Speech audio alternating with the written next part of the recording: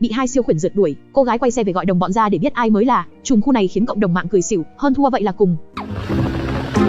Chờ đi con, tao chở bẻ đồ lợi quất mày nè con.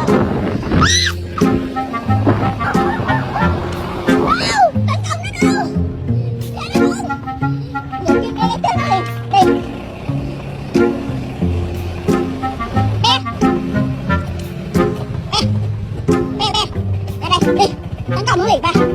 Trời nó công. Đi, nó gục chị Trâm đi. Đi. Em mày nó đi chơi mình rồi không lại kìa.